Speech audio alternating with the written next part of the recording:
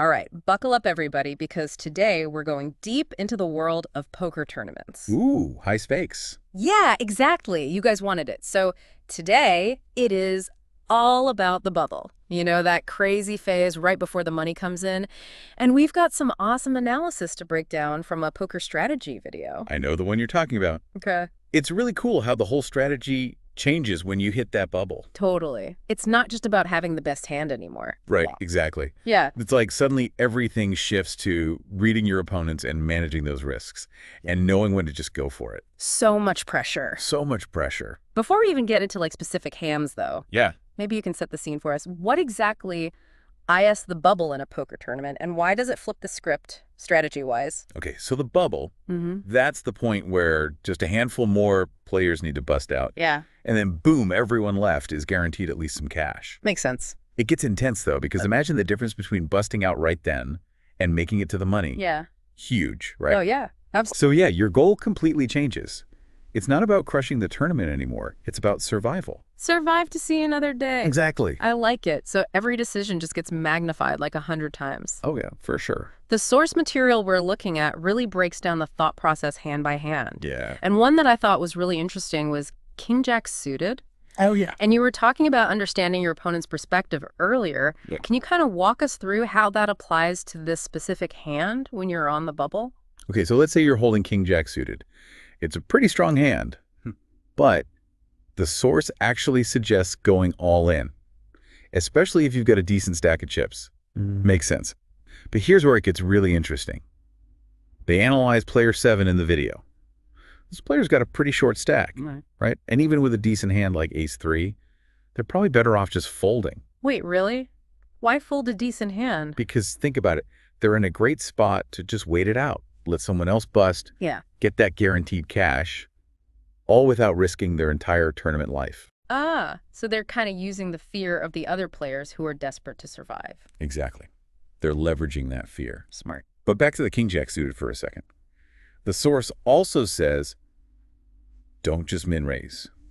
You know, it seems like a good idea, but it could totally backfire because your opponent could get lucky and knock you out. High risk, high reward. Yep. So all in is the power move here. I'd say so. Yeah. Yeah, you're applying maximum pressure, forcing that decision. Okay, but what about chip stack size? Because the source also talks about going all in with pocket twos, which seems kind of risky on the surface, right? Well, this is where it gets super strategic. Now, if you're the chip leader, you're not actually risking elimination. Even if you lose that hand, you'll probably still have enough chips to coast into the money. I see. So you're playing the long game, basically. You're using your chip advantage to force those weaker hands to fold, even if your own hand isn't amazing. Exactly.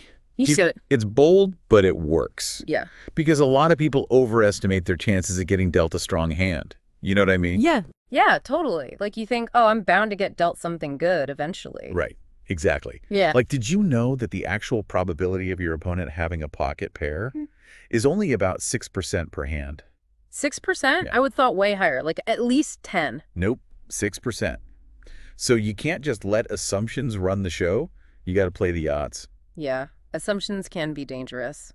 Speaking of assumptions, we see this kind of disconnect between what's considered perfect play in theory, like game theory optimal or GTO, and what actually happens in real games. Oh, yeah, definitely. The source points out that GTO suggests just constantly shoving all in from the small blind on the bubble, Oh, yeah, they do. which seems super aggressive. Yeah. Does it actually work, though? Well, in theory, it maximizes your chances of winning the pot. Yeah. But in reality, people tend to call way more than they should.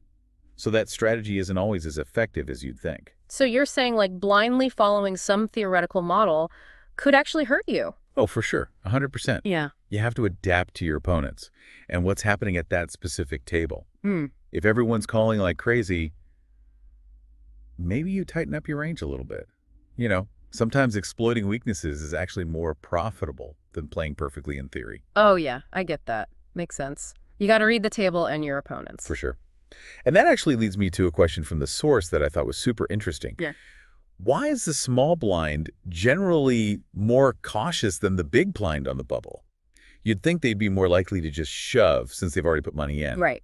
Okay, so it's all about relative position and the pressure each player's feeling. So let's say player 3 has the shortest stack. Okay. If they manage to double up player 2, the big blind, could suddenly be on the bubble themselves. Mm. Yikes. Talk about pressure. Oh, I see. So the big blind might be more willing to gamble, hoping to knock someone out and avoid becoming the bubble player. Exactly. They're feeling the heat. Makes total sense. But then you have a player like player 7 who's got a larger stack than player 2. They can afford to be more patient.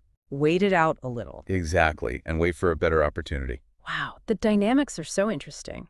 It's like every decision is a chain reaction. It affects everyone else at the table. That's exactly what makes bubble play so strategic. Yeah. You're not just playing your cards. You're playing against your opponent's perceptions, their fears, their stack sizes. Okay, so we've covered a lot. We've talked about the pressure, the hand dynamics, how crucial it is to understand your opponent's point of view.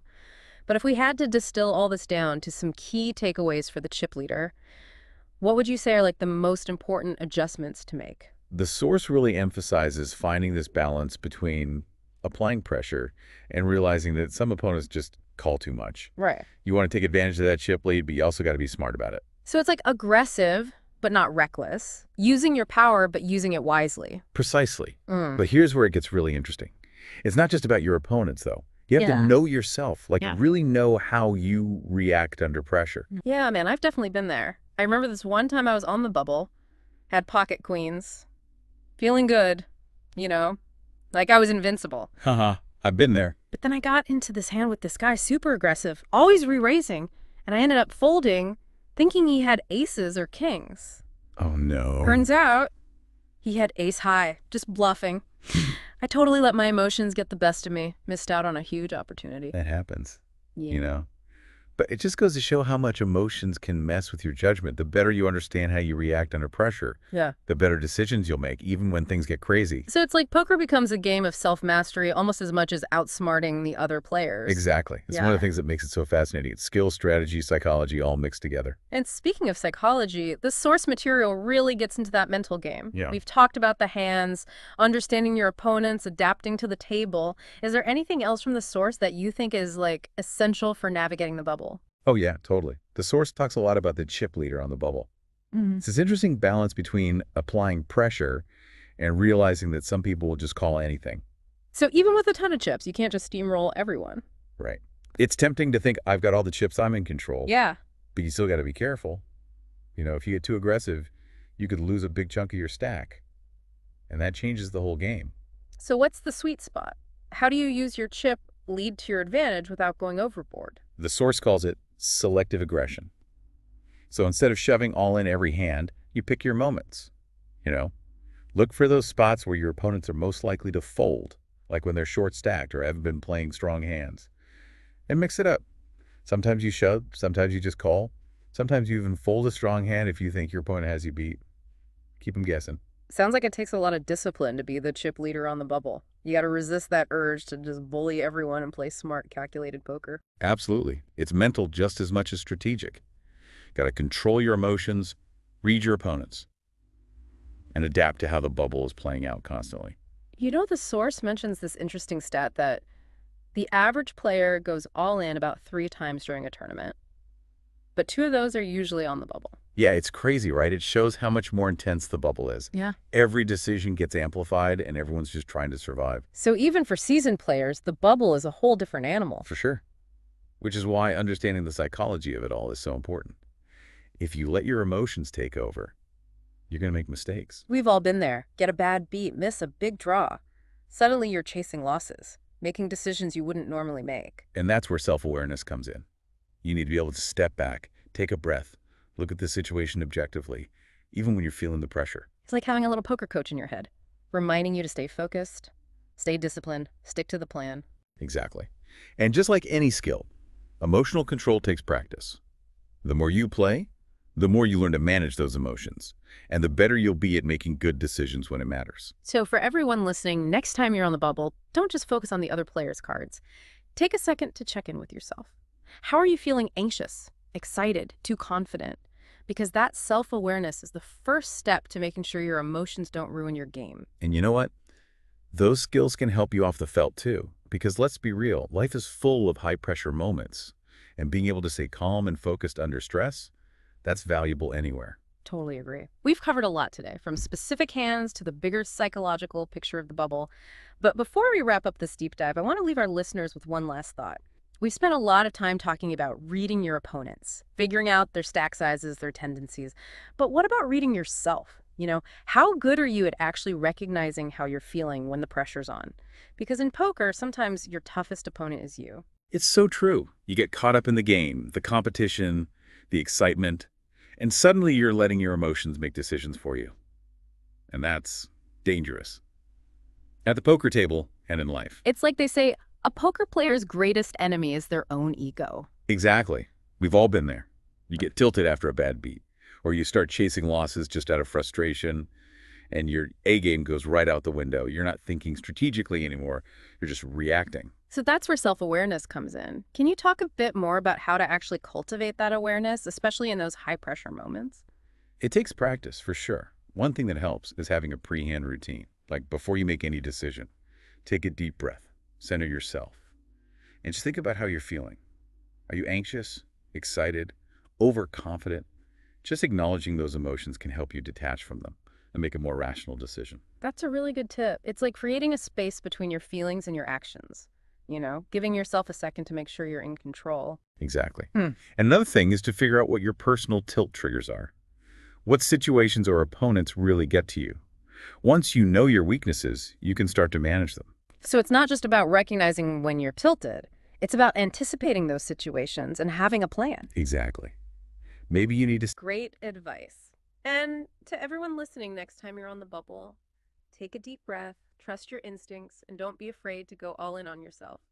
Thanks for joining us for another deep dive. We'll see you next time. So know what kind of hands they are, or all kinds? All kinds of hands. Just hands I found interesting and I wanted your feedback. Yes. Okay, I'll share the screen. Good. Also, the AI transcript thing is working. Do you want me to send you that link afterwards also? No, you don't have to. I won't use it myself. But if it works for you and you're happy with it, that's fine. Right. So this hand, what was the interesting part in it for you? I have to see how it develops. Mhm. So king, jack of suit. Normally, I should do an all-in here. So I think I did. But you were not quite sure. Well, I'm on the bubble and I have a big lead. So should I take really the risk? What other options do you consider in this spot? I could limp or I could make a min raise. Yeah. So you could min raise, and then if player 7 goes all in, you could Fold. fold. Yeah. I mean, these are options, but in general, all in is recommended here. So you should put a lot of pressure on player 7 to fold a lot. Even if he has something like ace 3 or ace 6, he should fold it because he's in second place. There's no need for him to gamble, but he can obviously do what he wants. And then against player 2, even if you min raise against player 2, you're almost all in anyway. So I guess the point of this is to put more pressure on player 7 and make them fold a lot. Would it be an okay idea if you min raise here? Yeah, I think it would still be good.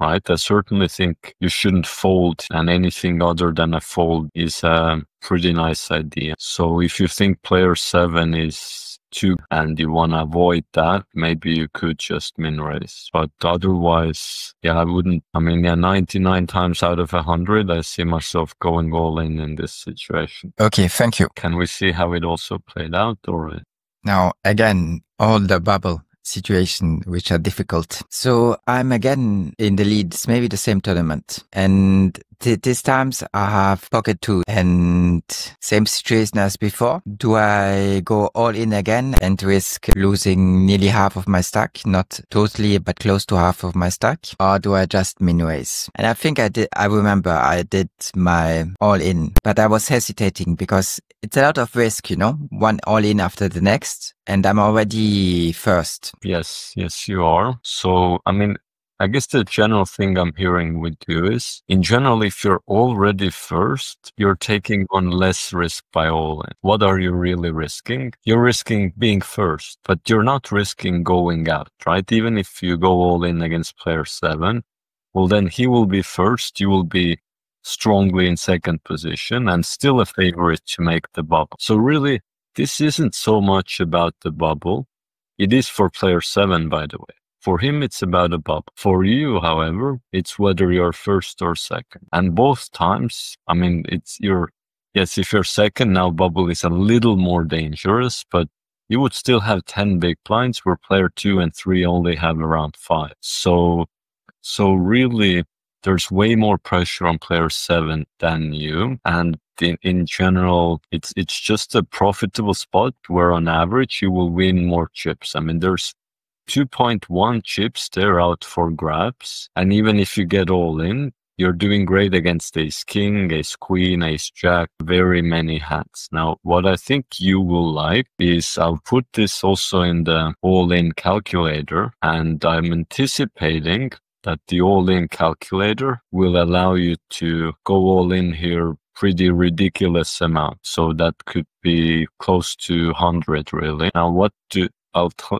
tell you in a moment what the calculator actually is recommending, what percent, but what would be your explanation for it that the calculator recommends to go all in so loosely in this scenario? Well, I cannot be out of the tournament. As you said, I can only use my first spot. And player 7, unless he has something really good, he should not call. But the thing is, if he has any pair, he's ahead of me. And I think he's doing very well also if he has ace king offsuit or ace king suited. So they're very close to 50-50 against ace king. 2 is very close to 50-50 again ace king. Yeah, it's almost dead even money. Okay, so for me, if he's a good player and when he calls, he's beating me. Until he calls, he will just fold and I will make money. But when he calls, he will beat me. Yes, now here is the key detail which will help you with this.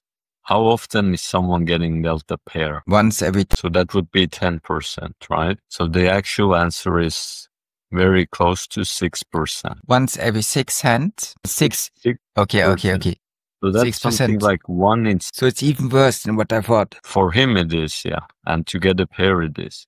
Now see, I sent in the Google Meet chat, see what the computer would do in this specific situation. I'm not seeing it. Well, you did send it. Yeah, I have to click. Okay. So he says 100% any 2. So he's not hesitating for the small blind. What should big blind do with ace king? And he only recommends the big blind call, yeah, with 8s and better. Yes. What should big blind do in theory there with ace king? He should fold. He should fold. What should he do in theory with pocket 7s, pocket 5s? He should fold. Right now, I don't think there's probably one player in your games that would actually be so cautious, right? So for that reason, maybe you don't want to go all in with any 2 because people will call way more than you should. And actually both of you should lose from it. So it's actually a lose-lose situation in this spot if your opponent is done, because you can't go all in as often. And when you go all in, then he will go out of the tournament more often because he calls hands he should. So, but in general, in theory, this is any 2 all in because of the bubble pressure that player 7, if he doubles up, what does he gain? I mean, he's still on the bubble.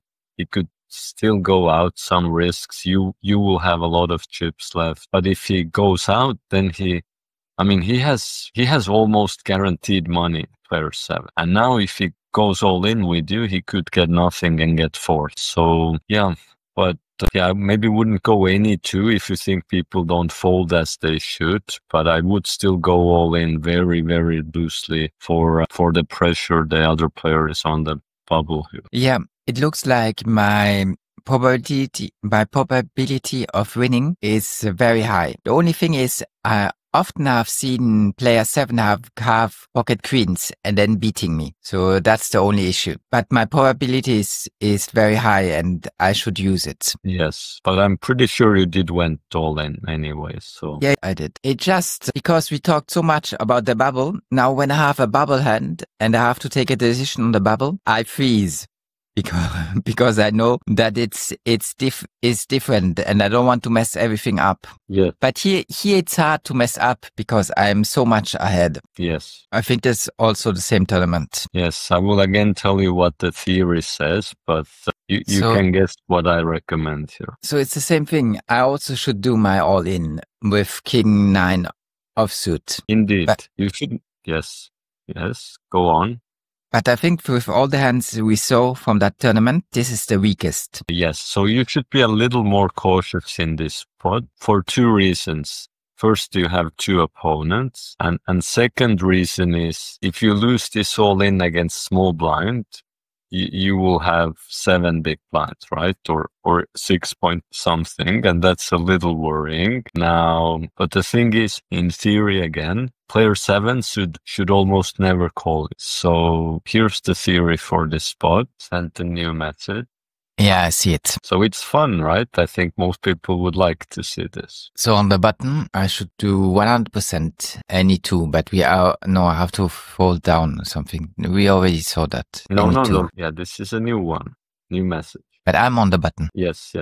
So why does it says any two? Because it says you could go all in any two. Yeah, but I don't have any two. I have king 9 off. I know, but it says if you had 7-2 off, it would also want you to go all in. So it doesn't say any pocket twos. It says any two. So any pair of hand. He says I should go 100% all in any pair of hand. That's what he's saying. It says you don't even have to look your cards. You can go all in. Yes. Is that really a good strategy? Well, because now you want me to go. Now you want me to go in with any crappy hand and risk first place. Risk 10 big blind. So here's because the thing. If I have 7-2 offsuit and I go all in, and he has king jack offsuit. He's way ahead of me. Cool. You see, both of them should fold king jack offsuit. In theory, that's the trick here. They should both fold it. Yeah, but they don't know that. Exactly. So you should probably be more cautious than go all in any. But you should still go all in with a lot, right? But I do agree with you that probably they will make an error and call too much. So that limits you.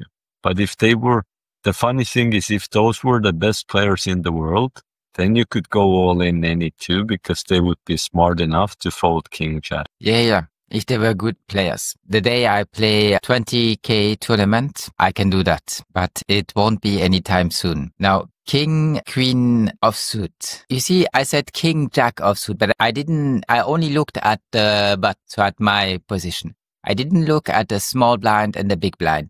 And the funny thing is, the big blind should go all in, but not with king jack offsuit. So I gave you the hand on the limit.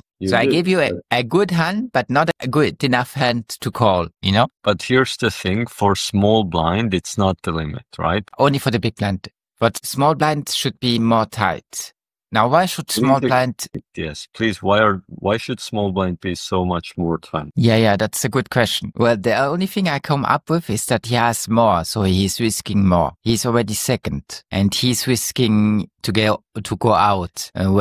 The thing is, player 2, he has less. And since he has less, he has to take a little more risk because he's also competing for first place. And if he takes no risk right now, well, then he can end up fourth and not even entering the paid places. Not even entering the bubble, not even getting third. So he has more risk and he has more pressure on himself. And that's why he has to take more risk. That's what I would come up with, but that's the best I can do. That's pretty good. That's pretty good. I would explain it this way. Player 2 having less than player 7 sometimes even wouldn't have such much difference.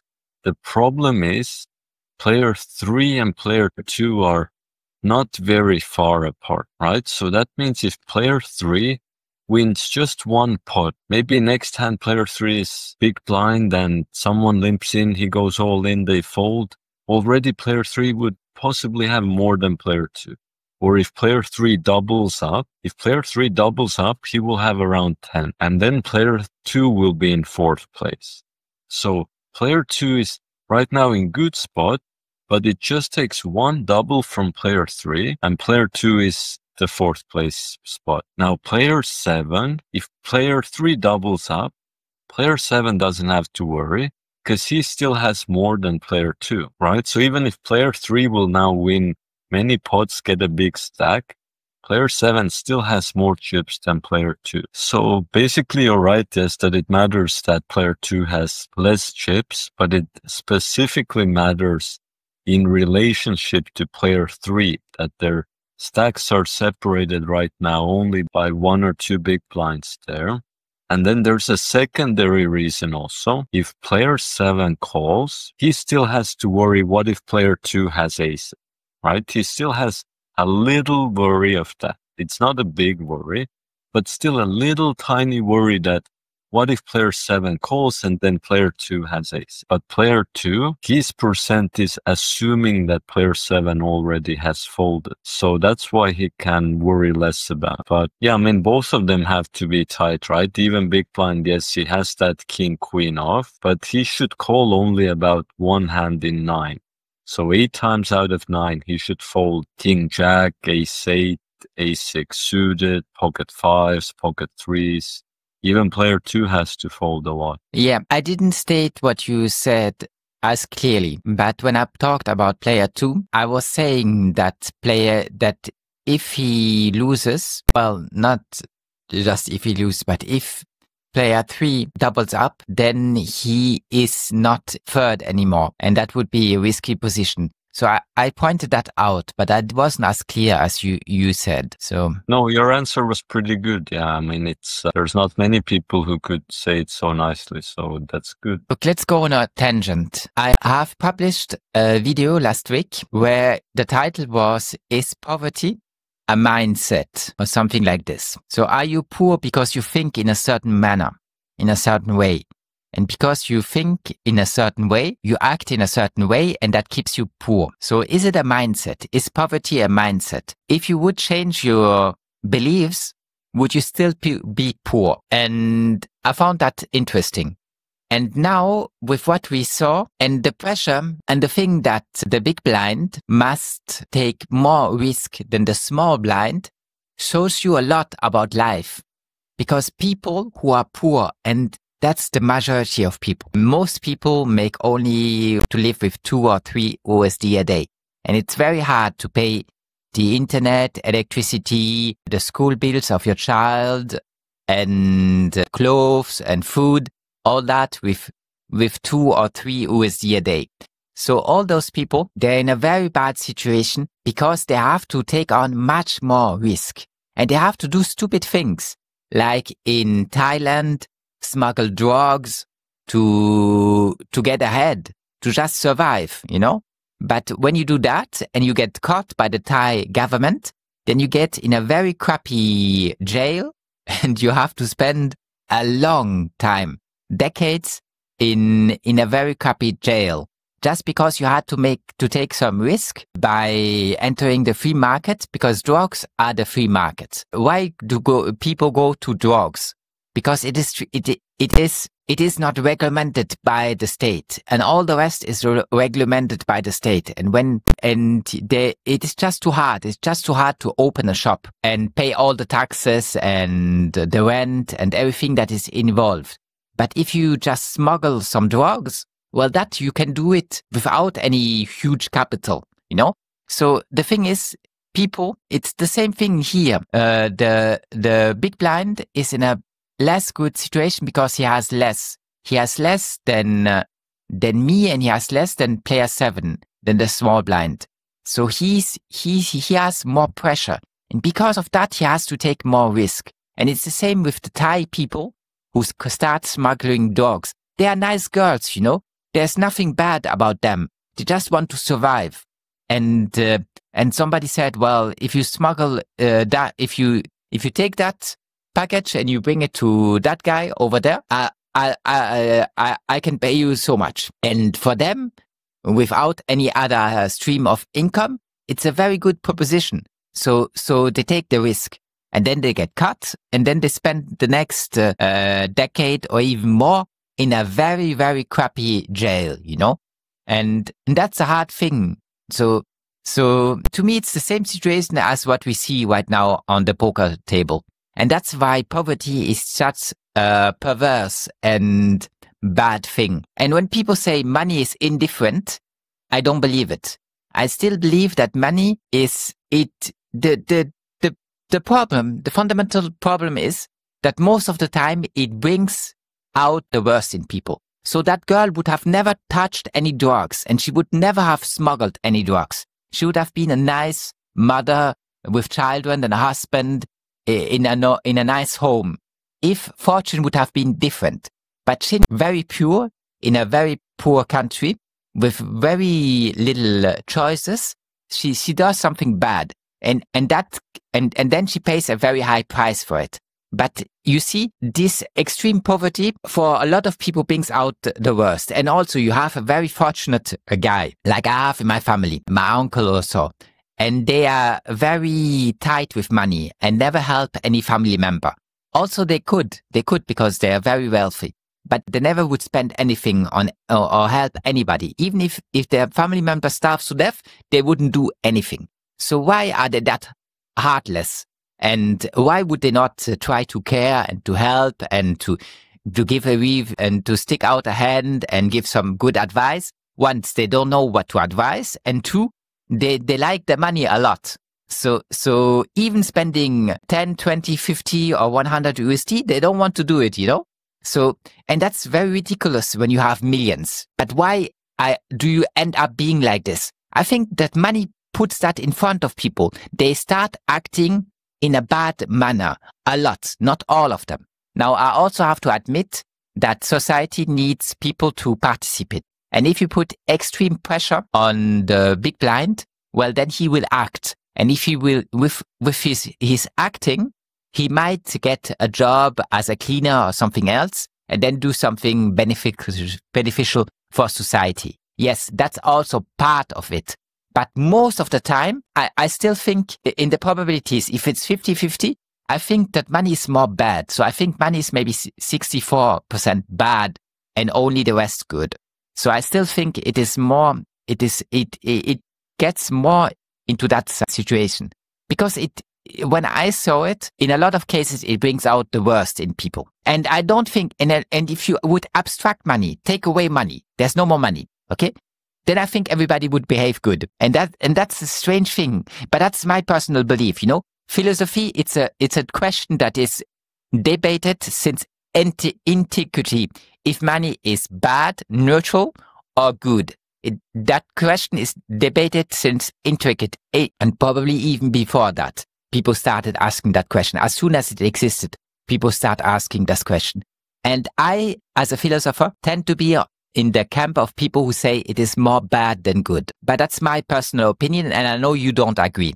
But that's why I thought it interesting to talk with you about it. How do you know that? Because we already talked a couple of times about either that subject or something close related to it. Yeah. Any small comments on that, if possible, not too long, so we can move on with my hand review. So but I'm curious to know. My one comment is that if we did remove money, then people would still trade only without money. They would trade goods, and some people would be better and smarter trading their potatoes to grain, or trading their horse to something else like a sheep or whatever.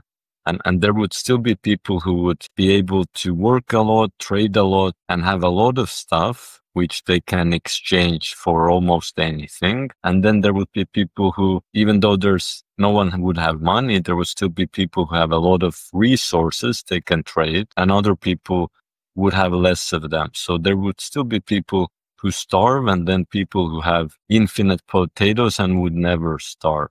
So I think if you want to remove money, then you have to remove any ownership of any property or item altogether. That's how I see it. Okay, your answer is correct, Norman. It is perfectly correct, 100% correct. But it comes from a scarcity mindset. And we right now, we live in scarcity anymore. We have so much technological progress that there's no more scarcity on Earth for nothing. Not for water, not for housing, not for clothing, not for computers, not for cars. We have no more scarcity. So since we have no more scarcity, there's abundance. And your answer is only right when we have to compete to survive. Okay? But I don't think that's the case anymore. I think we can be in a mindset of abundance. And would you still act the way you just described if you had everything enough, just enough? You don't need any more. There's no need to desire anything more on top of what you already have. You have your apartment, you have your villa, You have your swimming pool, you have your sauna, you have your car, you have everything you can desire just because you are alive, just because you exist. Then would you still act that way? And my answer is no, you would not. You would not, and nobody else would, unless you are a psychopath, unless there's something really, really wrong with you. So my argument would be that I agree with you that we do have abundance, but we only have abundance because people are working because of money. So if all those people would stop blowing snow or cleaning or producing things or all these things, then suddenly one day we wouldn't be in abundance anymore, right? That even though we have automated things, these automated things right now are only if people work. But the issue would be that if there would be no motivation to work and people wouldn't do these things like being a garbage man, then we would lose our abundance also. We are debating a resource-based economy without even saying it. And the argument and the rhetoric always stays the same. You're right again. It is correct what you say. We have abundance because people participate in the system and help. But the thing is, I say they would donate their time. They would be willing to do like 5 hours a week. And I say that is enough. If everybody does that, it will be enough to make the factories run and to keep producing what we produce today. So I think that benevola, is that how you say it in English? No, I don't think it's the English word. Charity work, I don't know the English word for it. But I think that will be enough to keep the system running. And I also think that you can start automating much more. And when you say somebody taking away the snow, cleaning the roads and all that, I think automated vehicles will do it very soon. So I don't worry about that, because especially if that's the goal of the society.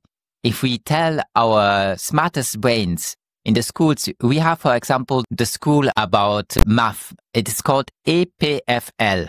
I don't know if you ever heard about it, but it's a famous school about math. If your friend would have contacted me, I would have proposed him to see him there.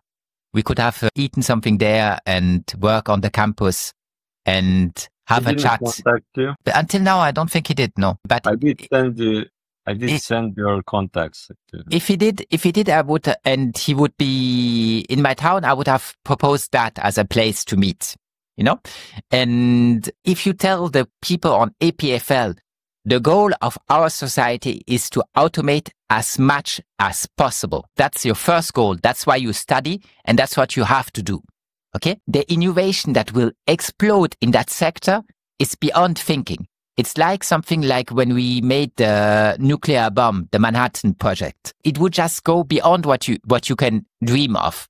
So the thing is, we are still in a scarcity mindset because we came out of a period where scarcity was the main factor. And our elites like that. And it joins our discussion from last time where we talked about concurrence, about competition, So they still like the scarcity mindset, the competition mindset, and they think that everybody has to fight to survive because they are on top. And it's very nice. Everybody fights to get close to them and then offer the service to them, So it's still very good for them. But I think that one day humanity has to move beyond that.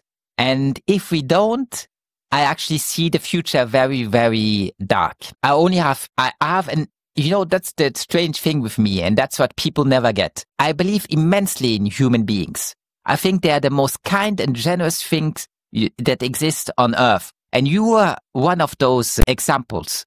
It is great to having you as a teacher and all the time and effort you put in your work, all the dedication. It's so rare, and I appreciate it so much, And I know that you will, if I can choose anybody to end up on an island and to survive I would choose you, because I know you are a great guy, and I know that my chance of surviving on a deserted island with somebody like you that I can trust, who is just a great person, would be. I think it would be close to a paradise, living with with people like you instead of the mean people I have to deal with every day, you know? So, but the thing is, people are good if the system doesn't bring out the worst in them. And I believe that our system is perverse and brings out the worst in people. That's what I believe, because that's what I saw during my life. Yeah, I like your argument, right? That even if we still need some labor, it would be not too many hours a week, and if it's spread out, then we would have plenty. So yeah, I think you have good arguments there. I would bring you this story, right, from that might be interesting from you. So during the Soviet occupation here in Estonia, it was a lot like how you're describing, that stores only had like one type of thing and everybody had same cars.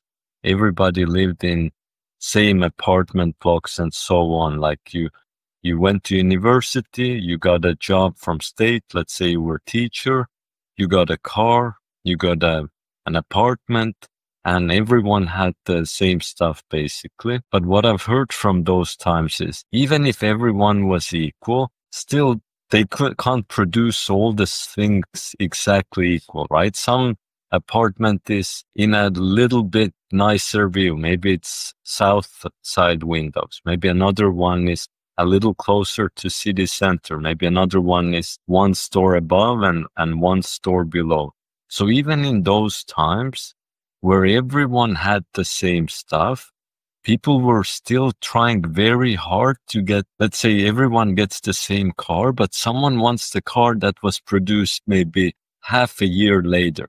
Now I have the same, but it's half a year newer from the factory. Or people wanted, like everyone has the same apartment exactly, but my apartment is a little bit closer to the beach and it has a little nicer trees in from the window and so on.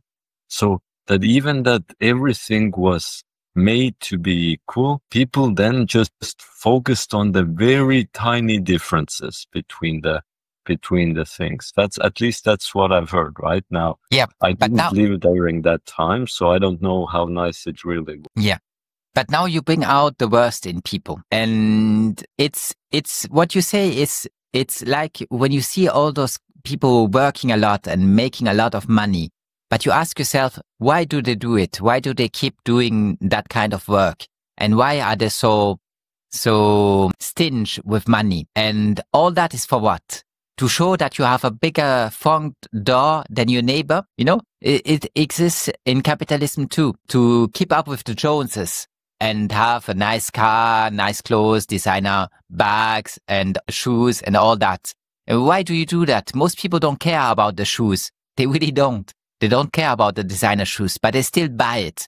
They don't really care about the designer bag. Some do, but not all of them. A lot of do it just because of status, the status game. But that's something that is not normal. I mean, you talk about people not being equal. That's true. We are not equal. I'm not equal to you. You can play much better poker than I do, so we are not equal. I'm not equal to my piano teacher.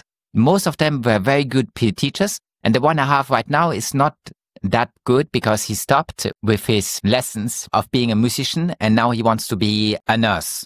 So he changed. So he didn't go through until the end. So he hasn't, his level is not that good, but he's still better than I am.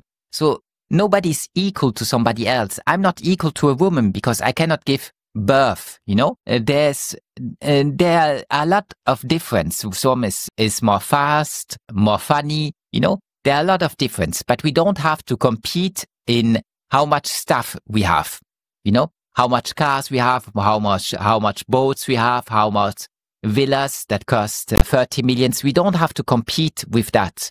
That's a very scarcity, that comes from a very scarcity mindset. And when there's abundance, you just don't need it. You just don't need 30 villas. It's enough if you can go wherever you want and get housing, food, and whatever you need. That's enough. You don't need to own all those things. And when you leave the place, it can be given to somebody else. That's a normal thing. And if you want to keep 30 villas, like Ronaldinho, he had 52 villas, I think. or 57. So 57, I think. So if you want to have 57 villas for yourself, well, there's something wrong, you know. It's not a normal thing. You don't need 55 villas just for yourself. And he didn't rent them out. He just kept them for him. The only thing he wanted from them is real estate appreciation. But it didn't work out in his favor, and he lost everything.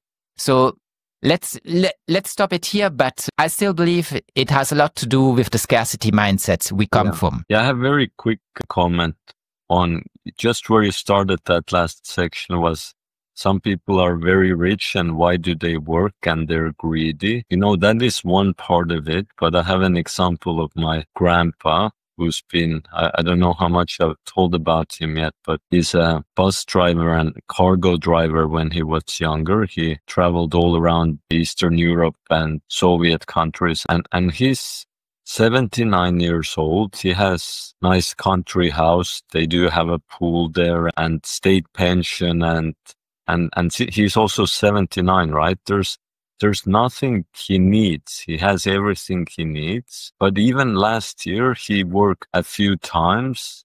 And if we go even a few years back, I think like when he was also on all these things, but I think he was working quite a lot during that time. And it wasn't for the money. I guess it's maybe good to get a little extra, but I think why he does it is he likes doing it, right? He's done this job his whole life, and he likes it as he just likes the job, right? And I think that in a way also adds to your argument, right? That if we had abundance, then probably there would be people who still like to clean, who'd still like to do the jobs because they like it. And maybe in a way it would even be nice. Yeah, I'm thinking of if I know people like this, and there's only one person who comes to mind. She's a nurse and she's retired now, and she's well off because she had the opportunity to acquire real estate and so on. She's well off. And the thing is, she's now retired, but she still works. So she doesn't work for an institution as she did for the past, but she works for herself. And she just works 1 or 2 days a week just to get some more extra income and to have a couple of clients, a couple of patients. But I mean, she does it in probably 1 day, and it makes her some extra money, and she doesn't mind seeing them once a week and taking care of them, you know? So she keeps doing that, even though she really doesn't have to from a financial point of view. But that's the only example I know of somebody who does that. Everybody else, as soon as they can stop, they stop, and they will never touch it again and never do it again. Everybody else, lawyers, doctors, dentists, all the other guys I know, they stop immediately and never will think a bit about it or touch it again. And that's a sad thing. Now, can we move on? Yes, for Okay, sure. great. Thank you for that small parenthesis and tangent. I really enjoy talking about it with you. Yeah, it was nice. So I do my all-in as I'm supposed to do, and everybody folds. Yes, but practically speaking, I do like what you also, well, it was a different spot. Yeah, in this spot, I don't think min raising is, although, yeah, I do think when you're worried in these spots that they might call too much, then go for a raise instead of all in. All right. So in general, these all in work great in these spots. But if you're worried that they're too gambly and don't fold enough, then you can go for a raise instead. Okay. Yeah, but the thing is, if he's extreme and then he makes his all in, if I go for a min raise and then player 7 makes an all in, then I fold. Yes, and that would be bad for you, right? So yes, I get it. It wouldn't be great. It just, I like my all in, but why I hesitate doing this is because I'm on the bubble. And that rings the alarm bells for me. But since here I'm first, I think I should take the risk, as I did. Right now I would say they are on the bubble. You're covered from being on the bubble by 7 big blind. Also, player 7 is on the bubble only against you. Player 2 is on the bubble against player 7 and you. And player 3 is on the bubble against anyone. Maybe that helps to clear it a bit. So right now I would say you're 7 big blinds clear of the bubble, which no one else on the table is clear. Okay, thank you. Ace-8 offsuit. Okay, so I think it's all the hands I was seeing, I think, are from the same tournament. And here it's an earlier hand in that tournament. And now the thing is, ace is a good hand. Can I, and I'm on the button. So I'm in position, if I'm not mistaken. So can I not just limp and see a flop instead of folding? I know that it's an early position. It's under the gun too. Oh, is it under the gun too? No, it's not under the gun too. It is cutoff, hijack. It is the low jack. It's the low. Well, yeah, I think it's the low jack. So the low jack. Normally I should fold my ace-8 offsuit, I think. And here I would like to limp just because ace-8 is not too bad and maybe the flop is my favor. And then I can make some money. But what do you think about that? Yes, I would at least limp. I would also consider raising. And I wouldn't necessarily raise big here. I would raise mostly to get player 7 and player 8, one of them to fold. You wouldn't raise big.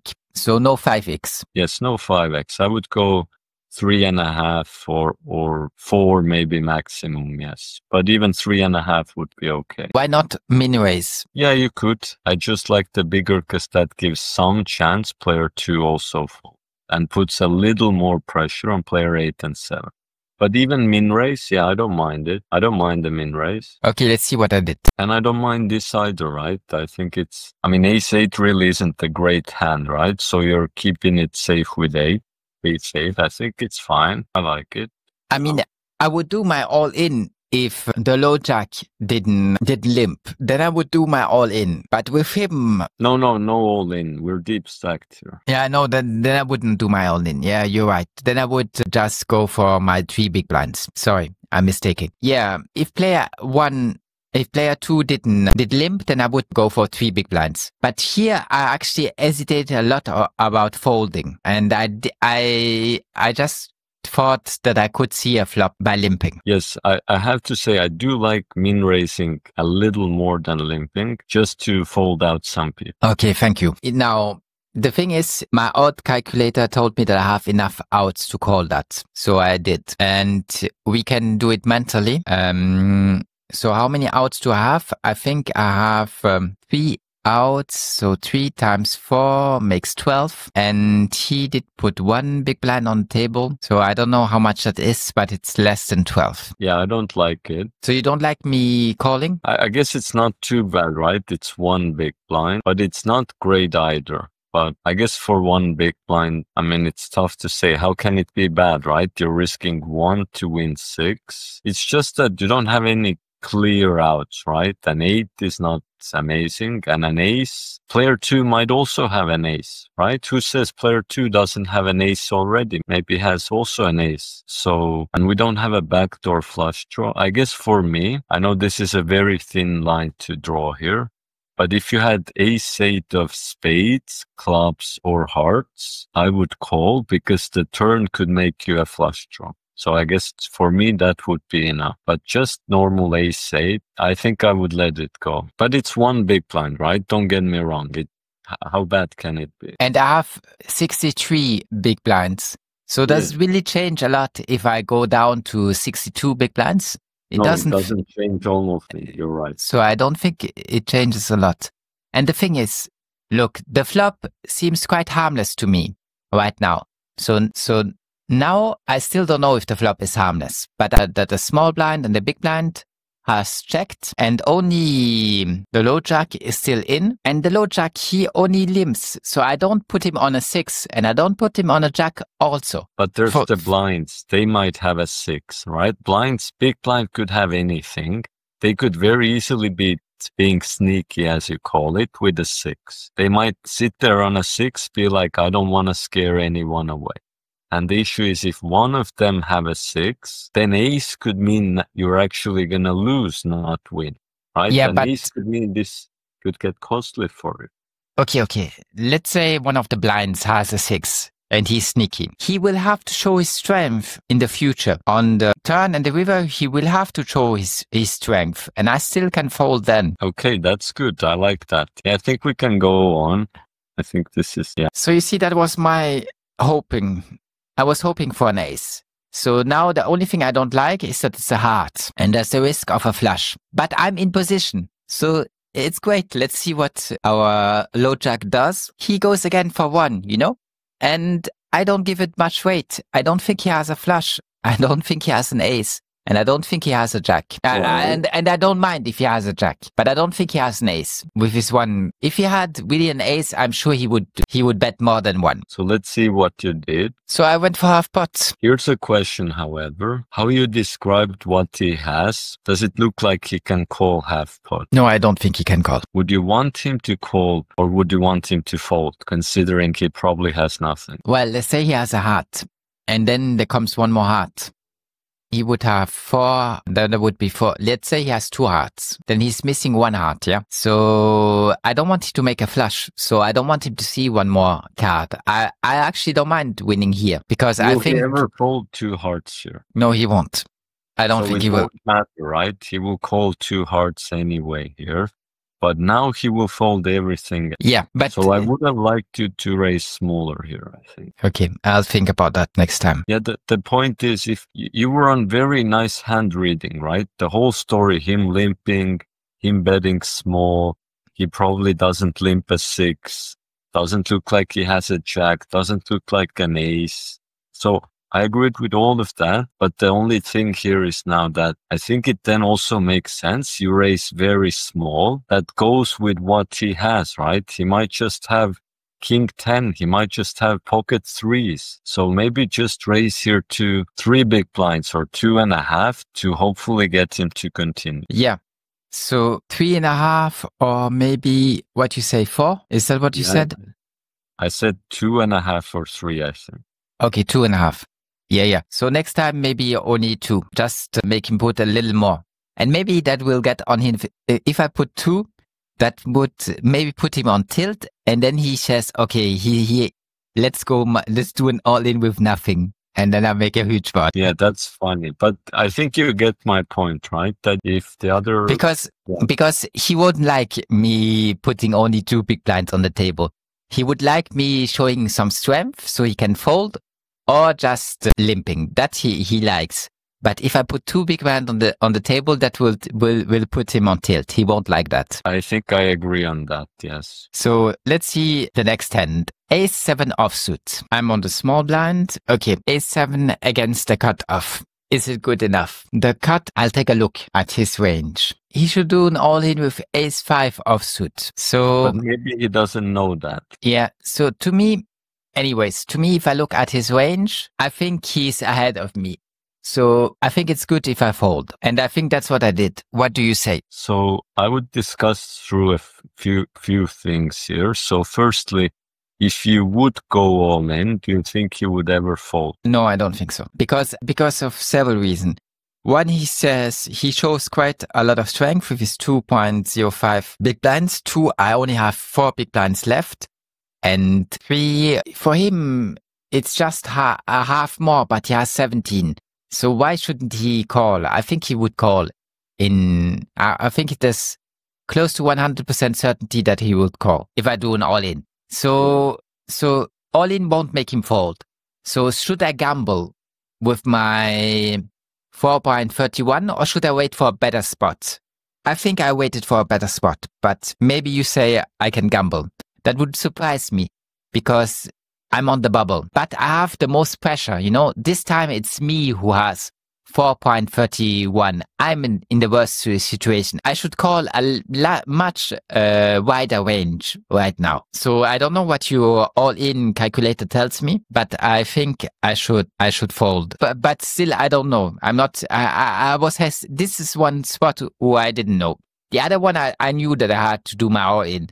But here, I don't know if I should gamble it or if I should wait and hope I'll enter the bubble because somebody goes all in or something stupid happens and I end up being third.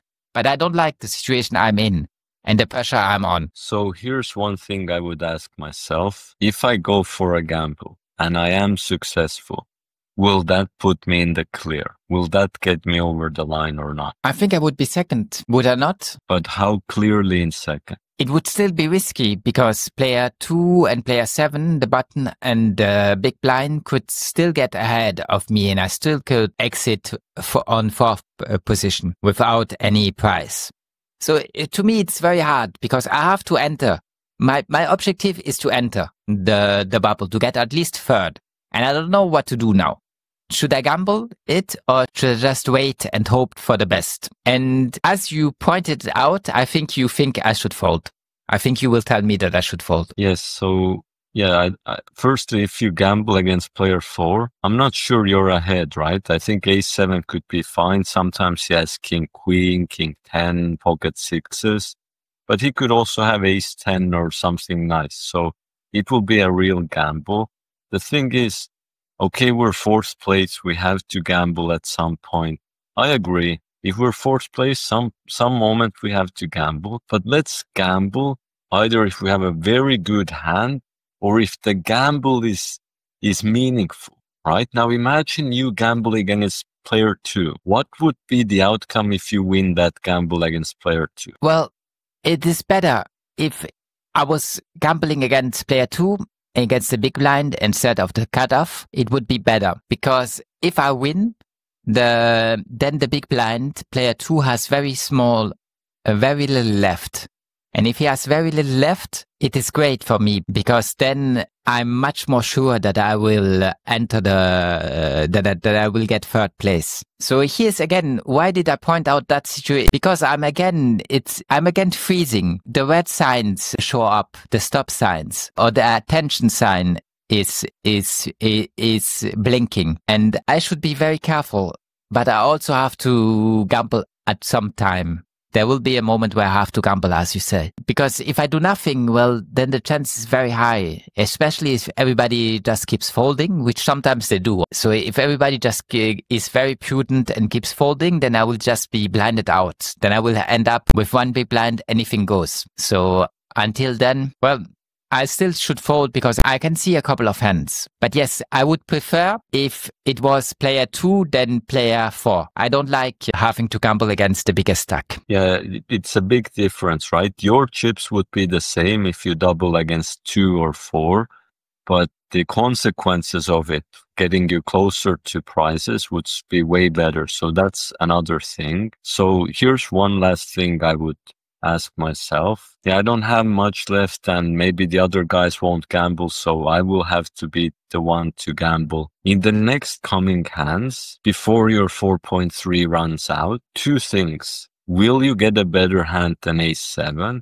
And secondly, will you get a hand where player 4 folds? Is one of the two possible? So will I get a better hand? I don't think he will fold. No, we already discussed that. No, I don't mean this hand. I mean in the future hands, will there be one spot he folds? Yeah, that could be there could be a spot where he folds, of course. If he has nothing, that's gonna be already better for you, even if your hand will be at that time only king 7 or queen 7. Yeah. Okay? So there will be a time where he folds. That will be more better spot than this spot.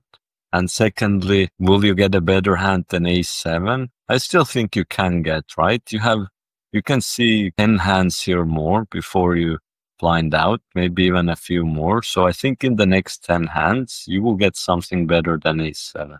That's very optimistic, 10 hands. I'm not sure that it will last that long. I have to pay the ante, the big blind and the small blind, and I'm not sure that it will be enough for 10.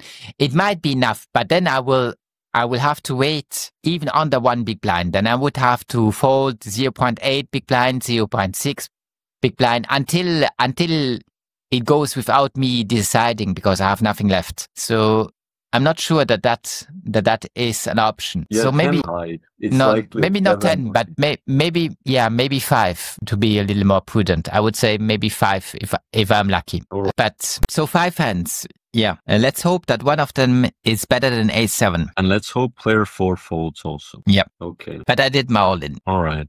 Let's hope it worked. Ooh. Hey, it happens, right? It's a learning process, so that's fine. Okay, Even so I messed up. I also messed up. I said 10 more hands where it's actually more like 7 or 8. So yeah. So you're very optimistic. So Not all think, no, but So you think that I can fold, I don't have to gamble here, and that I will see enough hands, and that there's a chance that it will be better than a7. But if I think I can only see 5 hands, I'm not sure it will be better than a7. But anyways. here's what also can happen in the next 5 hands. You don't see a better hand. You see very crappy hands, but player 2 sees ace 10 and is just so tempted and gambles with player 4 and goes out. That can happen, right? For both of player 7 and player 2. Yeah, that could be life-saving. Yeah, you're right. Sometimes you don't even have to get lucky. You just need the other players to get too impatient and bored of folding. Yeah, you're correct. Thank you for reminding me that. Okay, we did more than 1 hour. Do we look at a couple of more hands or do we call it a day? I mean, we can also talk about something else, but I'm not sure we have any more subjects to discuss today. So for me, it's more looking at a couple more hands or stopping. But you, as always, you say, let's do 1 more. No, not 1 more, a couple more even, which is great. Yes, I think we can, but not more than that, right? So that would be good. Okay. So let's see if we can make 2 more. Ace Jack suited. Deep stacked hand. Very cool. Deep stack hand, yeah. So I will go for 3 big blinds. And what would I go for? The same, maybe. Well, I'd likely go 2.5, right? But yeah. Okay, 2.5. Yeah. But it's fine. Yeah, we're deep. Okay, the hand looked good until now, but now that we see that player 4 went for deep blinds and that player 7 says, doesn't matter, I'll call, doesn't look good at all, my ace jack suited. So how much are you asked to risk here? I'm asked to risk 7 more, 7.9 more. Can you afford 7? Yeah, I can afford. Okay, but there is one issue, right? So actually the price is not too bad because player 3 will also likely do 1. You think it's likely that he will call? I mean, he might fold, but good chance he calls if everyone else is calling, right? Okay. So the pot will get pretty nice for that risk of 7, right? Yeah, I agree with that. The pot will be nice. But however, one issue. Well, maybe you're pointing out that issue. Yeah. But it's already hard to call 10.9 big blinds with ace jack just against player 4. That's already hard. Now calling against 3 people and with ace jack, I think it's even harder. But maybe you don't agree. It's just that my probability of winning against 3 is not that high. Even with ace jack, it's not that high. The thing is, player 3 and player 7, are they likely on a better hand than ace jack suited? I don't know if player 3 and player 7 is likely, but I think that... Yeah, but first let's... I wouldn't... You know, I lost a lot against queen. I lost a lot of hands against queen recently, pocket queens. And I wouldn't be surprised at all if player 4 had pocket queens. I know that, right? I know that, but your question was, would you rather have it just you and player 4? Or would you rather have player 3 and player 7 amongst it also, right? I would rather have it only against player 4. Right, I do get that.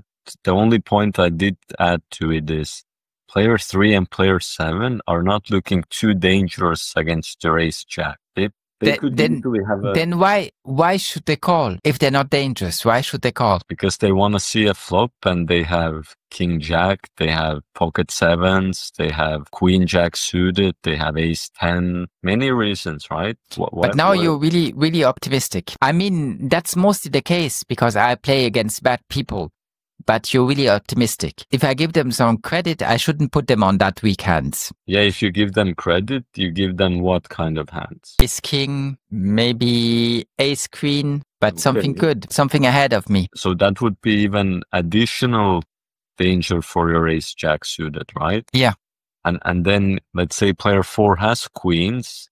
You hidden, but player 7 has ace king, ace queen, and beats you anyway. Yeah. So that's why I like to fold, and I think I did fold. I think it's fine because if you call, you're gonna have to fold very often on the flop, and even if you flop good, you still have to be very cautious, right? Even if you hit an ace, you should still be very prudent and see if someone else has a better ace. So I think your fold actually is nice here, especially because you don't likely think player 4 is bluffing very often in these games, right? No, I don't. So that makes it more of a fold. In in theory, it would be a call because player 4 should occasionally have something like ace-5 suited or something else stupid, but that's not very likely here. So yeah, I think your fold's reasonable. I think it's practically gonna avoid you a lot of trouble. So why should he call do his 10.9 with a5 or ace4 offsuit? I think that's what you said. I don't get why he should do that. To get people to fold. But ace4 or ace5 offsuit is very copy hand. Why should... Suited. I'm pretty sure I said suited. Suited. Okay, suited. Yeah, it would be a big bluff if he did that. It would be. And the thing is, in high level, you have to do that because if you only raise your aces and queens, then everyone, it's easy to play against you. But if you sometimes have aces, sometimes have ace-5 suited, then it will be tougher to know what to do against it. Okay, I did fold.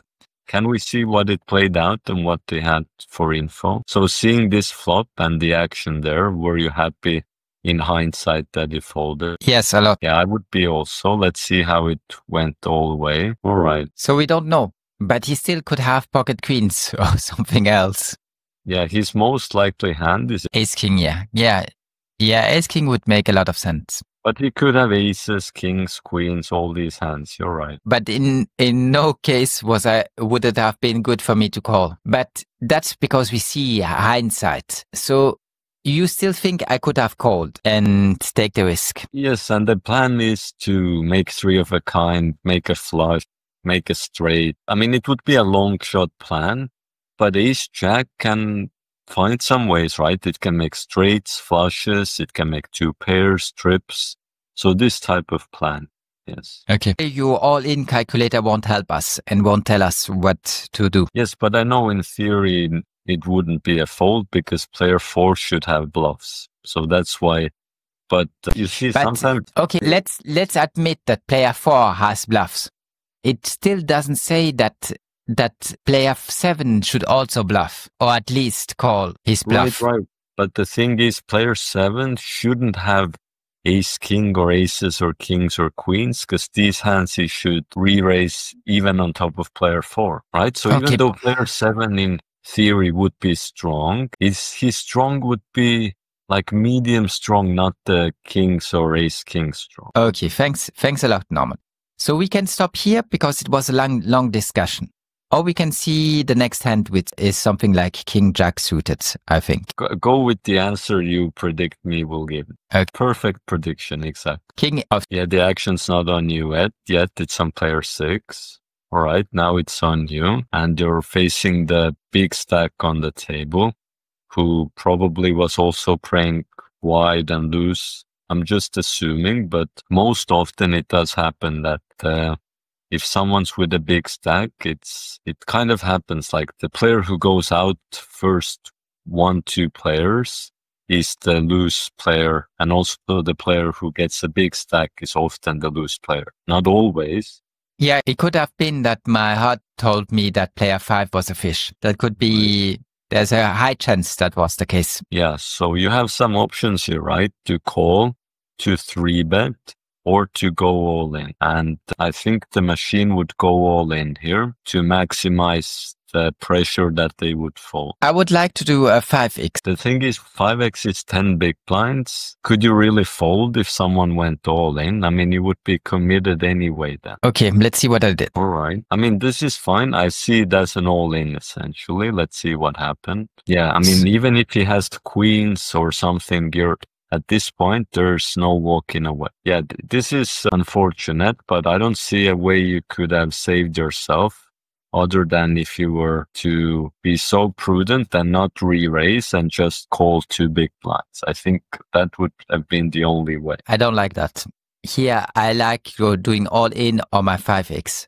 But I don't like just calling with ace king. But the thing is, here I like that you told me that I had to do my all in, because it's quite bad folding ace king, and here I have so much already on the table that I'm committed. So for those 2 reasons, I like calling. We agree that I had to call here. Yes, that's important, right? So he could have the same hand once in a while he might have queens, jacks, tens when you're 50-50. And it's a bit too much to let this go, considering you're getting just you were risking, I think, 15 more to win something like 40, something like that for dots.